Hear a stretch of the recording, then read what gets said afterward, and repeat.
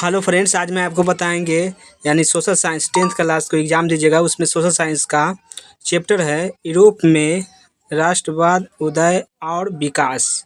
इसका first chapter है history का। आपको देखने के पहले स्टार्ट कीजिए। यूरोप का मरीज किसे कहा जाता है? तो यूरोप का मरीज तुर्की को कहा जाता है। याद कर लीजिएगा, ये सब क्वेश्चन 100% पूछने वाला है। चलिए नेक्स्ट, क्या कहा जाता है? काबुल कौन था? काबुल कौन था? तो ये था सर्डिनिया और पिडमार्ट का प्रधानमंत्री, यानी सर्डिनिया पिडमार्ट का प्रधानमंत्री था कौन? काबुल। अगला क्वेश्चन है, मरियान किस देश की राष्ट्र प्रतीक थी? मरियान, तो मरियान फ्रांस के प्रतीक था, राष्ट्रवाद प्रतीक। आगे बढ़ जाते हैं। यंग यूरोप का संस्थापक कौन था? यंग यूरोप का संस्थापक मेजनी था। आगे बढ़ जाते हैं। अगला है कार्बोनरी। क्या कहता है? कार्बोनरी है। कार्बोनरी क्या है? तो इटली में क्रांतिकारी का एक संगठन है। कार्बोनरी क्या है? इटली में एक क्रांतिकारी हुआ था, उसका एक संगठन है, वही कार्बोनरी है। अगला बढ़ जाते हैं। अगला है 1830 की क्रांति के बाद फ्रांस में किस प्रकार का शासन स्थापित हुआ था? यानी 1830 में क्रांति हुआ था, उसके बाद फ्रांस में किस प्रकार का शासन लगाया गया था? तो ये लगाया गया था संवैधानिक राजतंत्र। संवैधानिक राजतंत्र यानी सावधानी बरतना है। चलिए आगे बढ़ जाते हैं। अगला है यूरोपीय सभ्यता का पालन किस देश को कहा जाता है? यानी यूरोपीय सभ्यता का पालन किस देश को कहा जाता है? तो यूनान को कहा जाता है, यूनान को। समझ आ गया होगा। आगे, यंग इटली की स्थापना कब हुआ? यंग इटली है, इसका स्थापना कब हुआ था? 1831 में यंग इटली का स्थापना हुआ था।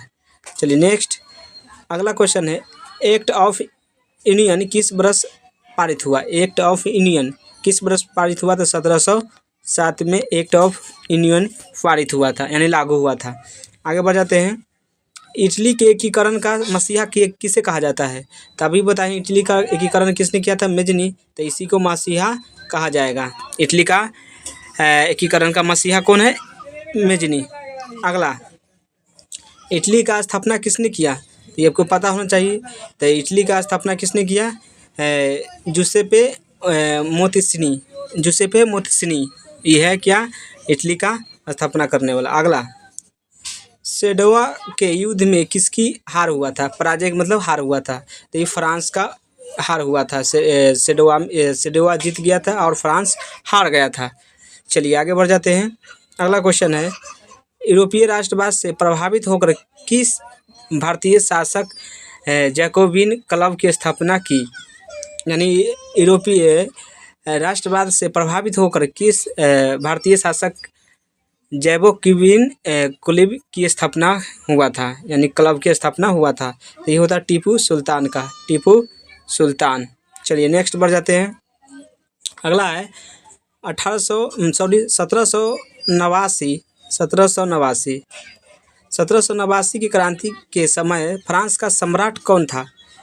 यानी सम्राट कौन था? तो लुई 15 यानी लुई लिखिएगा और 15 एक्स अभी आई, इसको 15 का। लुई 15 था फ्रांस का सम्राट। अगला बढ़ जाते हैं।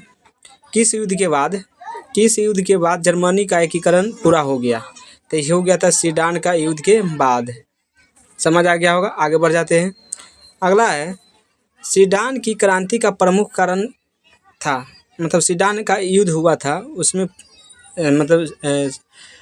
फ्रांस की क्रांति का मुख्य कारण क्या है? यानी फ्रांस की क्रांति हुआ था, उसका मुख्य कारण क्या है? तो यह निरंकुश शासन के कारण ही प्रमुख कारण हुआ फ्रांस क्रांति हुआ था। आगे बढ़ जाते हैं। अगला है, फ्रांस की महिलाओं को मताधिकार प्राप्त है, यानी कब से? तो 1945 से फ्रांस के महिला वोट देना स्टार्ट किए हैं। आगे बढ़ जाते हैं। अगला है, नेपोलियन ने जर्मनी में किस संघ की स्थापना किया है? नेपोलियन ने जर्मनी में किस संघ की स्थापना किया है? तो राइजन संघ की। किसका? राइजन संघ। आगे बढ़ जाते हैं। अगला है, मेजनी का संबंध किस संगठन से था? मेजनी का संबंध कार्बोनरी से था। ये सब VVI क्वेश्चन है, याद करना ही पड़ेगा।